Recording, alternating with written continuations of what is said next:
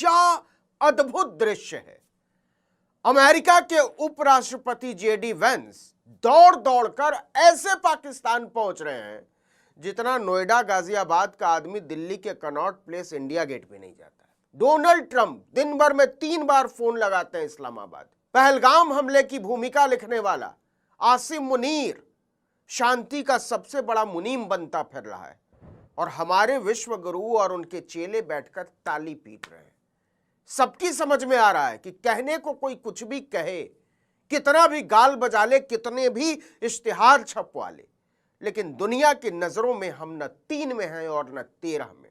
S Jaishankar भले पाकिस्तान को दलाल कहें, लेकिन हकीकत यह है कि अगर शांति वार्ता कराने में पाकिस्तान की कामयाबी की कामना इस धरती पर सबसे ज्यादा कोई कर रहा है तो वो नरेंद्र मोदी कर रहे होंगे। क्योंकि पाकिस्तान अगर ईरान और अमेरिका के बीच समझौता कराने में सफल हो जाता है तो नरेंद्र मोदी की झुकी हुई गर्दन में थोड़ी सी जुम्बिश आ सकती है, वरना यह पोल खुल चुकी है कि नकली विश्व गुरु की हालत खराब है, क्योंकि बेंजामिन के देश को पापा बनाने के चक्कर में लंका लग चुकी है भारत की विदेश नीति की। इस वीडियो को अंत तक देखिए और समझिए कि कैसे अमेरिका और इजराइल की आरती उतारते उतारते बड़े हजूर दुनिया की नजरों में हास्यास्पद हो चुके हैं, और उन देशों की नजरों में तो बहुत ज्यादा जिनके नेतृत्व की दावेदारी हासिल करने के लिए हजूर के पहले वालों ने कड़ी मेहनत की थी, लेकिन कमअक्ली, कमजोरी और कमबख्ती ने सारा बेड़ा गर्क कर दिया है। चलिए विस्तार से समझते हैं इसको। जिस ईरान से याराना था वो हमारे जहाजों पर गोली दाग रहा है। होर्मुज से ईरान नहीं निकलने दे रहा हमारे जहाजों को, वहां से निकल भी गए तो अमेरिका नाकेबंदी किए बैठा है। वैसे तो डोनाल्ड से लेकर बीबी तक सब दोस्त ही हैं हजूर के, लेकिन अब सबने मिलकर तेल निकाल रखा है भारत का। विश्व गुरु का क्या है, उनके मशरूम की सप्लाई मुसलसल जारी है, लेकिन इसकी भारी कीमत भारत की जनता चुका रही और चुकाएगी। अब डूबी हुई लुटिया को बचाने के लिए इतिहास के सबसे नाकाम राष्ट्रीय सुरक्षा सलाहकार अजीत डोवाल को सऊदी अरब भेजा गया, और डोवाल के अरब की धरती पर उतरते ही दिल्ली की गोरदी मीडिया में फैलाया जाने लगा कि मोदी के जलवे का प्रसार करने सऊदी गए हैं डोवाल। विदेश मंत्रालय के प्रवक्ता रणधीर जायसवाल ने कहा कि प्रधानमंत्री के निर्देश पर खाड़ी देशों में हमारा आउटरीच जारी है। आउटरीच कहते हैं गिड़गिड़ाने को। इसी कड़ी में राष्ट्रीय सुरक्षा सलाहकार अजीत डोवाल सऊदी अरब पहुंचे, जहां उनकी अलग अलग सऊदी नेताओं के साथ अलग अलग मसलों पर बात हुई। भाई वाह। इस दौरान उन्होंने ऊर्जा मंत्री, विदेश मंत्री और सऊदी अरब के सुरक्षा सलाहकार के साथ बैठक की। यह भी बताया गया कि द्विपक्षीय संबंधों की समीक्षा और क्षेत्रीय हालात पर विचारों के आदान प्रदान के लिए और आपसी हित के अन्य मुद्दों को लेकर यह मददगार साबित हुई। लेकिन सवाल है कि किस तरह से साहब? क्या होर्मुज से हमारे जहाज निकलने लगे हैं? सीधी बात करिए। या कम से कम इतनी गारंटी दी जा सकती है कि हमारे जहाज सुरक्षित है, उन पर गोली नहीं मारी जाएगी? और यह गारंटी देगा कौन? सऊदी अरब देगा, संयुक्त अरब अमीरात देगा, या ईरान और अमेरिका देंगे? लेकिन हम जा कहां रहे हैं सोच कर देख लीजिए। जो करना है वो अमेरिका कर रहा है, इजराइल कर रहा है, ईरान कर रहा है, और राहत कहां ढूंढ रहे हैं हम? हमारे विश्व गुरु ईरान का नाम तक लेने में कांप रहे हैं। वो इजराइल के साथ गठजोड़ दिखाते हैं, और फैलाया जा रहा है कि भारत फारस की खाड़ी में फंसे अपने जहाजों को सुरक्षित निकालने के लिए ईरान के साथ लगातार संपर्क में बना हुआ है। विदेश मंत्रालय के प्रवक्ता ने कहा, हम ईरान और अन्य देशों के साथ संपर्क में हैं ताकि होर्मुज स्ट्रेट से अपने जहाजों को सुरक्षित निकाल सके। उन्होंने कहा कि होर्मुज में जहाजों पर फायरिंग की घटना की जानकारी मिलते ही हमने इसे मजबूती से उठाया। लेकिन उसका हुआ क्या? रणधीर जायसवाल ने कहा, हमने ईरानी राजदूत को बुलाया, तलब किया, विदेश सचिव के साथ मीटिंग में उन्हें घटना को लेकर हमारी चिंताओं से कड़ाई से अवगत कराया गया, और इस बात को दोहराया गया कि हमारे लिए हमारे नाविकों की सेफ्टी और सिक्योरिटी बहुत ज्यादा जरूरी, महत्वपूर्ण है, और उनकी आवाजाही निर्बाध होनी चाहिए। तो हो गई निर्बाध, मान लिया ईरान ने। ईरानी राजदूत ने तो विदेश मंत्रालय से बाहर निकलते ही कहा, ठीक है, हम भारत की चिंताओं की जानकारी अपने मुल्क के अधिकारियों तक पहुंचा देंगे।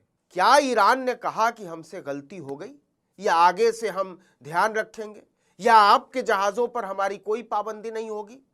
तो इसका सीधा जवाब है नहीं। अब जरा खेल को और ठीक से समझिए, बारीकी क्या है। ईरान संकट के बीच शांति का कटोरा लेकर सऊदी अरब क्यों पहुंचे एनएसए अजीत डोभाल? क्योंकि सऊदी अरब की पाकिस्तान के साथ भी डिफेंस डील है। साथ ही सऊदी अरब उन खाड़ी देशों में भी शामिल है जो अमेरिका और इजराइल के साथ युद्ध की वजह से ईरान का निशाना बना है। लेकिन विश्व गुरु के माथे पर आए पसीने की जो असली वजह है वो ये कि सऊदी ब्रिक्स का भी सदस्य है, जिसमें ईरान और संयुक्त अरब अमीरात भी शामिल है, और इसकी प्रेसिडेंसी अभी भारत के पास है। खेल यहां है। इससे भी बड़ी बात, इसी महीने दिल्ली में इसकी एक बड़ी बैठक भी होने वाली है। ब्रिक्स का मतलब मुख्य तौर पर है बी से ब्राजील, आर से रशिया, आई से इंडिया और ईरान, सी से चाइना और एस से साउथ अफ्रीका। इसके अलावा इजिप्ट, इथियोपिया, सऊदी अरबिया, संयुक्त अरब अमीरात और इंडोनेशिया भी इसके सदस्य हैं। इसमें न तो इजराइल है और न अमेरिका है। तो सोच कर देखिए, ब्रिक्स के सदस्य देश पर हुए हमले को लेकर अध्यक्षता कर रहे देश के विश्व गुरु का रुख क्या होना चाहिए था?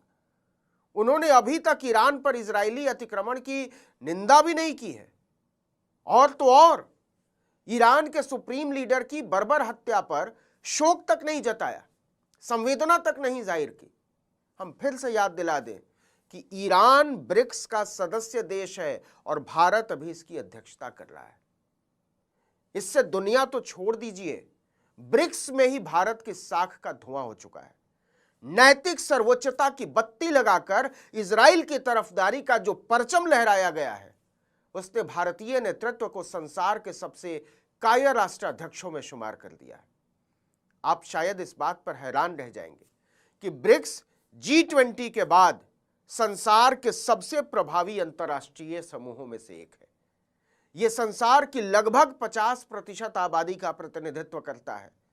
वैश्विक जीडीपी में ब्रिक्स देशों की भागीदारी लगभग 40% है और वैश्विक व्यापार में हिस्सा 26% है। ऐसे ताकतवर समूह के अध्यक्ष की कुर्सी पर बैठा नेता अगर अपने सदस्य देश के लिए आवाज उठाने से भाग खड़ा होता है और उसके हमलावरों के आगे गुलाटियां मारता नजर आता है, तो सोचिए दुनिया में हमारी साख क्या ही रह जाती है। हकीकत यह है कि जब दिल्ली में ब्रिक्स की बैठक होगी तो ईरान के प्रतिनिधि के सामने नकली विश्व गुरु की नजरें झुकी होंगी, क्योंकि उनसे पूछा जाएगा कि एक ऐसे कमजोर नेता को अध्यक्ष बनाने का फायदा क्या, जो अपने सदस्य देशों के हितों पर, हितों से भी ज्यादा उसकी संप्रभुता पर डर के मारे जुबान तक न खोलता हो। और इस सवाल के समर्थन में जब रूस, चीन और ब्राजील जैसे बड़े देश खड़े होंगे, तो भारत की उम्मीद सऊदी अरब और संयुक्त अरब अमीरात जैसे देशों से लगी होगी कि ऐसी बेइज्जती की सूरत में कम से कम तुम तो साथ मत छोड़ना। जरा सोचिए भारत की क्या स्थिति हो गई है कि अपनी इज्जत बचाने के लिए हमें अंगुल अंगुल भर के देशों के आगे गिड़गिड़ाना पड़ रहा है, और हमें ऐसी स्थिति में पहुंचा देने वाले की पालकी उठाए घूम रहा है मीडिया कि देखो देखो यही अपना विश्व गुरु है, जो ट्रंप और नेतन्याहू के आगे डर के मारे छींकता भी फिरे तो कहा जाता है ये मास्टर स्ट्रोक है।